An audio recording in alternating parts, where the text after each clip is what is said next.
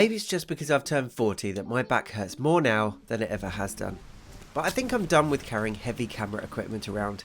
I find that I enjoy photography a lot more when I have a smaller, more nimble camera setup. But the priority when I head out with a camera is not necessarily to have fun, but to come away with some cracking images. So where is the compromise? The good news is that there seems to be a shift in the industry to smaller and lighter lenses. Sony and Canon, for example, have released newer versions of their 70-200 lenses, both of which are smaller, lighter and pack more features than ever. Manufacturers are now releasing lenses with smaller zoom ranges to bring the size and the weight of their lenses down. And what seemed to be a requirement for fast zooms in the olden days, the so-called Holy Trinity lenses, that isn't really an issue now that cameras have such good low light capabilities. So here is my take on lenses. If you want a fast lens, buy a prime lens. If you need the flexibility of a zoom, then consider whether you actually need the F2.8 or even the 1.8 zooms that are now available. And take a look at the F4 versions, or even the lenses that have floating apertures as you go through the zoom range. Today's video is about my love-hate relationship with my last and only heavy lens. Hello and welcome to a potential sunset here on the South Downs National Park. As you can see from the intro, I've actually come through, I had to look up on the OS map. You know when you know a place and you've been there loads of times but you don't know what it's called? This is High Park Wood. I thought it was Stammer Woods because actually if you continue down you end up at Stammer Park, but it's not. It's a location that I've been to quite a few times and I'll turn the camera around in a minute to show you the scene. The sun is in and out behind clouds, so I'm going to set up my camera because I don't want to miss the light. And then we'll get on with the topic of today's video.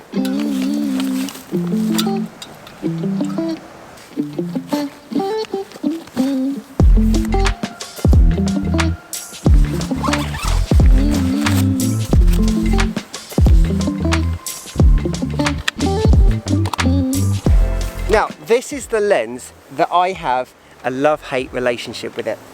I love the quality of the images that come out of it. I love the flexibility that it gives me for shooting landscapes, but I hate having to carry it around with me.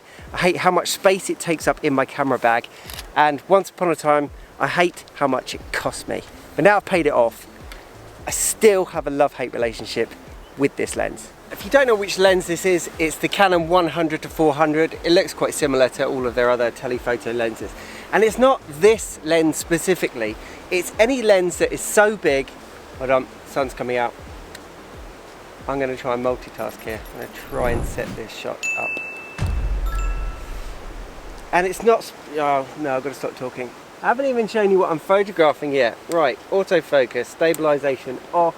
There you go, so this is what the scene looks like through the 100-400. And in case it's not obvious, right, so this is 100 and I'm going to zoom all the way into 400. And that's the flexibility you've got with this lens. Do you know what, I think I might have been wasting my time a little bit with that landscape composition because this is working out much better. And as the sun comes out, you can see that long shadow that the tree is casting on the right hand side, and then you start to get a bit of definition between the hills, because when it's overcast you can't even notice the fact that there's 1, 2, 3, 4 hills in this shot. If the sun goes directly behind the tree becomes more contrasty because that's the darkest part of the frame, and then the land behind it is lit up, and then all of a sudden the composition just absolutely works. Now with this composition, the trees are obviously the focal point, so I'm probably going to put them bang in the middle of the frame, and I might crop it to a square, simply because the theory is a square crop is more calming and relaxing, whereas horizontal, your eyes kind of move around. With a scene like this, it's almost symmetrical. Tree in the middle, square crop.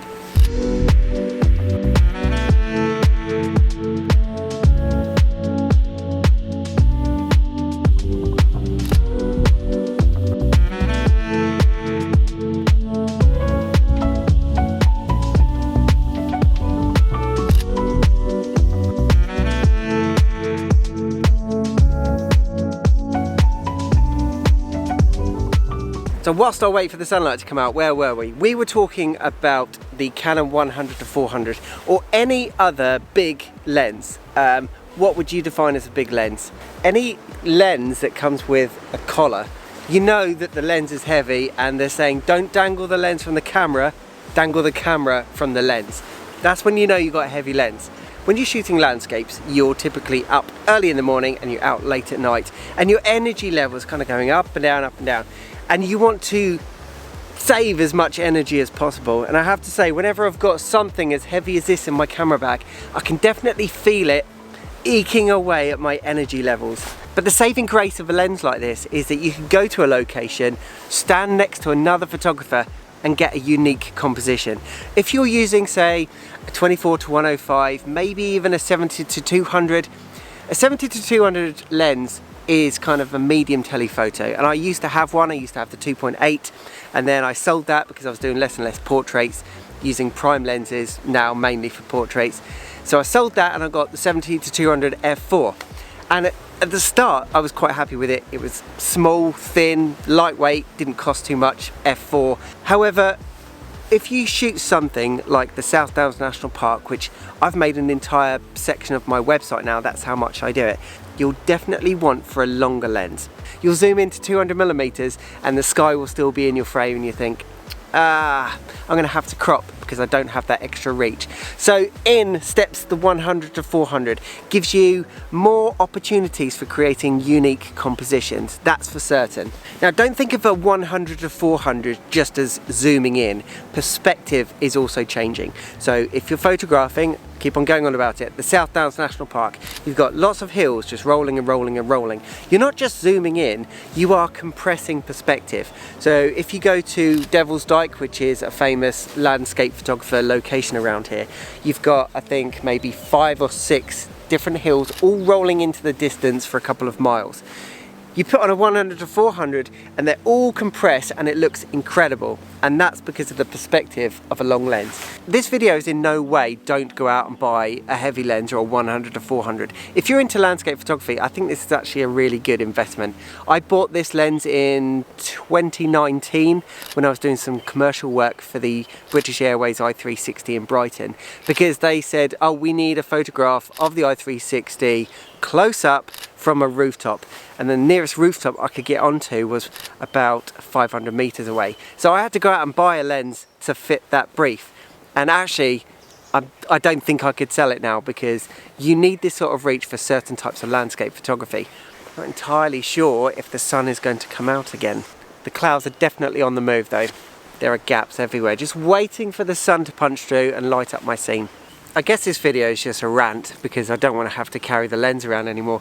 Genuine first world problems. It's a beautiful lens, and when I look at the photographs that come from this lens, I am so glad that I took it out with me every time. But when you're there carrying the lens around, you wish you didn't have to carry it around with you.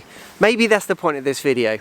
You're going to have to go through a bit of pain and frustration, but the results at the end of it will be worth it. This is the bit that I don't enjoy. Oh, you can feel you've got that lens in here. Okay, that looks like all of the sunlight we're going to get for today. If you've enjoyed this video, then I would recommend watching this video next, because I talk you through exactly how I use this lens to capture some awesome images of the South Downs National Park. Right, thanks for watching. Don't forget to like, subscribe, hit the notification bell, and I'll see you in the next video.